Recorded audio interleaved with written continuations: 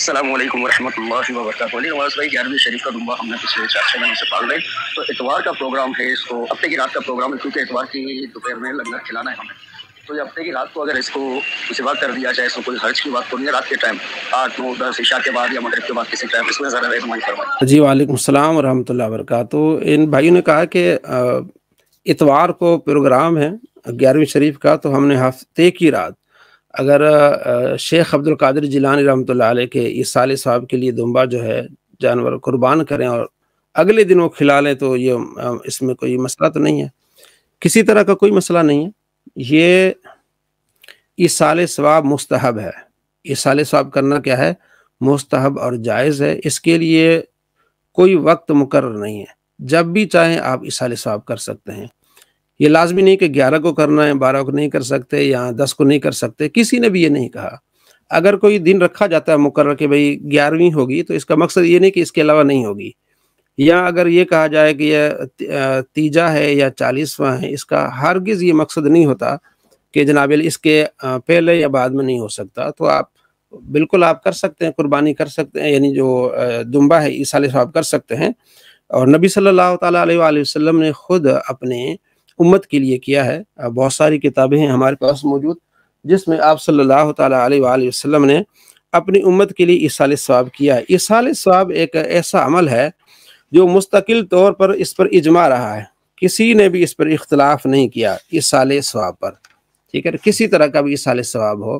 لیکن اب چونکہ ضد آ گئی ہے، مطلب جو اہل سنت نے کرنا ہے اس کی مخالفت میں ضد کی وجہ سے لوگوں نے اس کا انکار کرنا شروع کر دیا ہے۔ ادروائز اہل حدیث ہیں یا دیوبند حضرات، ان کے بڑے جو ہیں، آپ 50 سال پہلے آپ دیکھ لیں، کسی نے بھی ایصال ثواب سے متعلق کوئی ضد نہیں کی، کسی طرح سے ان کو بدعت نہیں کہا یا حرام نہیں کہا۔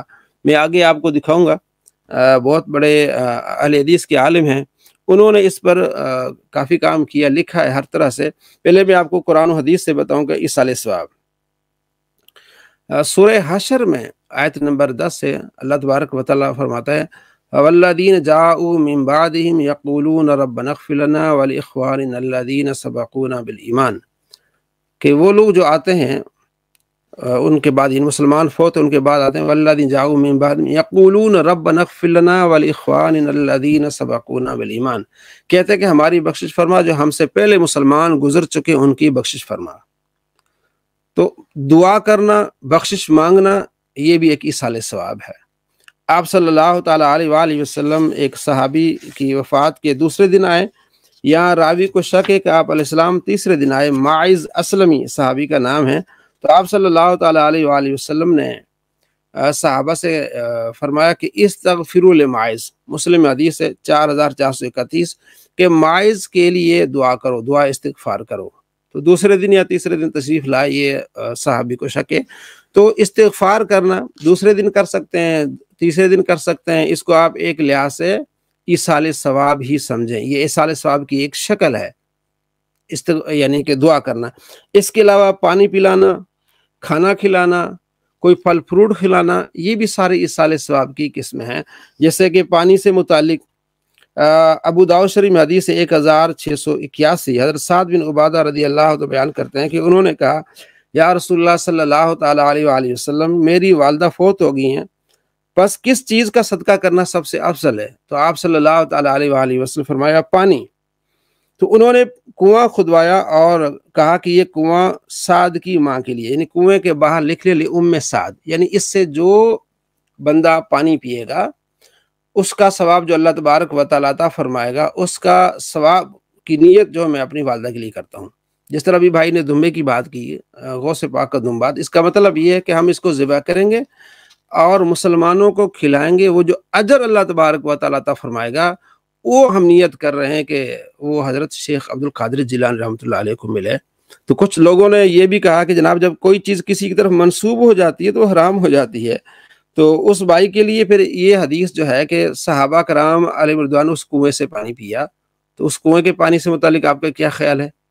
اور حضرت سعد رضی اللہ تعالیٰ عنہ کنواں کھودتے ہیں اور کہتے ہیں کہ حاضی لام سعد، یہ سعد کی ماں کے لیے کنواں ہے، تو نام تو ان کی ماں کا آ گیا، تو پھر اگر کسی کا نام آ جائے تو اگر وہ چیز حرام ہو جاتی ہے تو پھر اس کنویں سے متعلق آپ کا کیا خیال ہے؟ تو اس طرح کی چیزیں نہیں کرنی چاہیے۔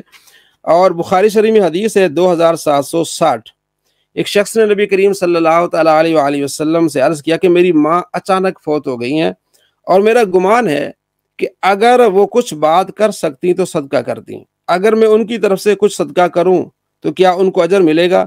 آپ صلی اللہ تعالیٰ علیہ وآلہ وسلم فرمایا ہاں بالکل ملے گا، جو بھی آپ صدقہ کریں گے، خیرات کریں گے، نیکی کریں گے، وہ ان کو صدقہ ثواب ملے گا۔ اسی طرح حج کا صدقہ، یہ بھی بخاری میں 1852 نمبر حدیث ہے۔ حضرت ابن عباس رضی اللہ تعالیٰ بیان کرتے ہیں کہ نبی اکرم صلی اللہ تعالیٰ علیہ وآلہ وسلم کے پاس جوہینہ کی ایک عورت آئی اور اس نے کہا میری ماں حج کی نظر اس نے مانی تھی اور حج کرنے سے پہلے وہ فوت ہو گئی ہیں، کیا میں ان کی طرف سے حج کروں؟ آپ صلی اللہ تعالیٰ علیہ وآلہ وسلم فرمایا ہاں، اس کی طرف سے حج کرو، یہ بتاؤ کہ اگر تمہاری ماں پر قرض ہوتا تو کیا تم ادا کرتی؟ اس نے کہا ہاں میں ضرور ادا کرتی۔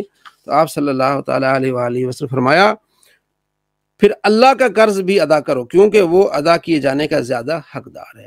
تو یہ حج کرنا اب ایصال ثواب کر سکتے ہیں، نمازوں کو ایصال ثواب کر سکتے ہیں، روزوں کو ایصال ثواب کر سکتے ہیں، اور صدقات اور خیرات کو اور تلاوت کو ایصال ثواب کر سکتے ہیں، جو بھی نیکی آپ اس کو ایصال ثواب کر سکتے ہیں۔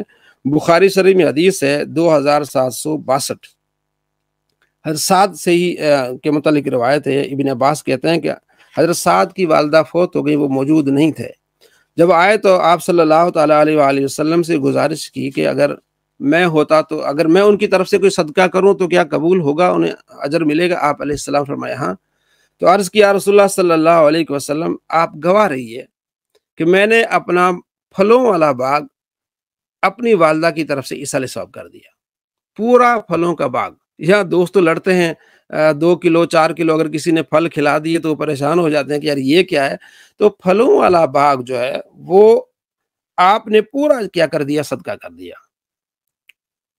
تو معلوم ہوا کہ یہ صدقہ خیرات ایصال ثواب یہ اسلام میں جائز ہے، اور اس پر مسلمانوں کا اجماع تھا، لیکن بعد میں لوگوں نے اپنی طرف سے اس طرح کی چیزیں کر لی ہیں۔ علامہ غلام رسول سعیدی رحمۃ اللہ علیہ اہل سنت کے بہت بڑے عالم دین رہے ہیں، اور ان کی بڑی کتابیں ہیں، بڑی تگ و دو ہیں۔ آپ حضرات کو جب بھی موقع ملے ان کی کتابیں ضرور پڑھا کریں، ٹھیک ہے۔ ایک شرح صحیح مسلم، بہت انہوں نے محنت سے اور کاوش سے اس میں کی ہے۔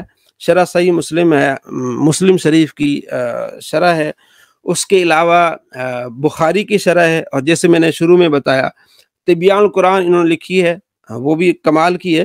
اس میں انہوں نے لکھا ہے کہ نواب صدیق حسن خان بھوپالی ان کی کتاب کا حوالہ دیتے ہیں، ان کی کتاب کا نام ہے السراج الوہاد، جلد 2 صفحہ نمبر 55 پہ لکھا ہے کہ نواب صدیق حسن خان بھوپالی لکھتے ہیں کہ زندہ انسان نماز، روزہ، تلاوت قرآن، حج، دیگر عبادت کا ثواب میت کو ہدیہ کرتا ہے، وہ میت کو پہنچتا ہے۔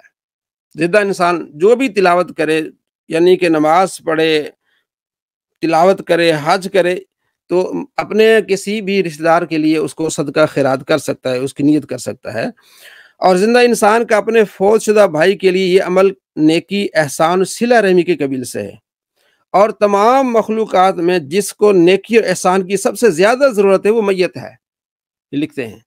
تو نماز بھی پڑھتے ہیں، تلاوت بھی کر سکتے ہیں، جو بھی اللہ کی راہ میں کرنا چاہیں آپ کر سکتے ہیں۔ نیچے لکھتے ہیں ابن قیم، کہتے ہیں علامہ ابن قیم نے کہا ہے کہ ایصال ثواب کے لیے دعا، استغفار، نماز جنازہ، یہ تمام چیزیں کر سکتے ہیں۔ اور آخر میں لکھتے ہیں کہ یہ جو حدیث ہے آپ علیہ السلام کی کہ اپنے مردوں پر یاسین پڑھو، اس کا ابن قیم نے احتمال یہ کیا کہ قبر پر پڑھو، مرنے کے بعد قبر پر پڑھو تاکہ انہیں ثواب ملے، ان کی قبر پر روشنی ہو۔ تو یہ علامہ ابن قیم اس کو بھی اہل حدیث حضرات مانتے ہیں، اور صدیق حسن خان بھوپالی یہ بہت بڑے ان کے عالم ہیں، وہ اس کو مان رہے ہیں۔ تو یہ تھا ہی نہیں اختلاف، بعد میں لوگوں نے اس کو پیدا کر دیا صرف بغض اور حسد کی وجہ سے۔ ایصال ثواب کے متعلق علماء دیوبند کا نظریہ بھی علامہ غلام رسول سعیدی رحمۃ اللہ علیہ نے لکھا ہے۔ انور شاہ کشمیری ان کی کتاب ہے فیض الباری، اور جلد 3 صفحہ نمبر 413 پہ لکھا ہے کہ میت کی طرف سے قرضوں کو ادا کرنا، صدقات کرنا اور دیگر تمام عبادات معتبر ہیں۔ تمام عبادات آپ ذکر کریں، نماز پڑھیں، تمام عبادات کیا ہیں؟ معتبر ہیں۔ اور اسی طرح شیخ شبیر احمد عثمانی نے متعدد کتب حدیث کے حوالوں سے ایصال ثواب کے ثبوت میں احادیث بیان کی ہیں، اور اس کے بعد لکھا ہے کہ ان احادیث و آثار کے علاوہ بکثرت احادیث اور آثار ہیں جو حد تواتر تک پہنچتے ہیں، حد تواتر تک پہنچتے ہیں، اور ان سے ایصال ثواب ثابت ہے۔ یہ ساری چیزیں انہوں نے لکھی ہیں۔ علامہ رسول سعید رحمۃ اللہ علیہ نے اس کے نیچے پھر اعلیٰ حضرت کا نظریہ بھی لکھا ہے، فرماتے ہیں ایصال ثواب بالکل جائز ہے، اور اعلیٰ حضرت لکھتے ہیں کہ ایصال ثواب کے لیے سامنے کھانا رکھنا لازمی نہیں ہے، اگر کوئی رکھتا ہے تو اس میں کوئی بھی حرج نہیں ہے، کوئی نہیں رکھتا تو اس میں بھی کوئی حرج نہیں ہے۔ بعض حضرات یہ کہتے ہیں کہ کھانا سامنے تو اب کیسے ہو سکتا ہے، یہ کہاں لکھا ہوا؟ بھی یہ برکت کے لیے، ٹھیک ہے، آپ کھانے سے اس کا کوئی تعلق نہیں، رکھا ہوا یا نہ رکھا ہوا، اس میں کیا ہے، دعا کرنا ہے۔ ختم جب ہم دیتے ہیں، ختم کا معنی کیا ہوتا ہے؟ مہر لگانا۔ آپ نے ساری تلاوت کر کے دعا کی کیا کرنی ہوتی ہے؟ مہر لگانی ہوتی ہے۔ باقی دین کی تعین یہ عرفی تعین ہوتی ہے، شرعی تعین نہیں ہوتی، شریعت میں کوئی مخصوص نہیں ہے۔ آپ عرف عام میں اپنی آسانی کے لیے کوئی بھی دن مخصوص کر سکتے ہیں، یہ عرفی، یا اس میں کوئی ایسی بات نہیں ہے۔ صحابہ کرام علیہ رضوان نے اپنی تبلیغ کے لیے، دیگر کاموں کے لیے دن کو متعین کیا ہے، تو دن کو متعین سارے کرتے ہیں، کوئی تبلیغ کے لیے کرتا ہے، کوئی عرس کے لیے کرتا ہے، کوئی ایصال ثواب کے لیے کرتا ہے، تو 11ویں رکھنا یا 40واں رکھنا دن کی تعین کرنے میں کوئی حرج نہیں۔ اور بہت سارے ایسے لوگ ہیں ہم سے پوچھتے ہیں کہ منگل کے دن جو ہے وہ 40واں بنتا ہے، اسے 2 دن پہلے اگر ہم اتوار کو کر لیں تو ہم کہتے ہیں کوئی حرج نہیں ہے، یہ نفلی کام ہے۔ اسی طرح اگر آپ منگل سے بجائے اگلے اتوار کو لے جائیں تب بھی کوئی حرج نہیں ہے۔ تو ایصال ثواب کرنا جائز ہے، جو کرے گا اس کو ثواب ملے گا، اور جو اس کا انکار کرے گا، ایک نیکی سے روکنا ہے، یہ فعل اچھا نہیں۔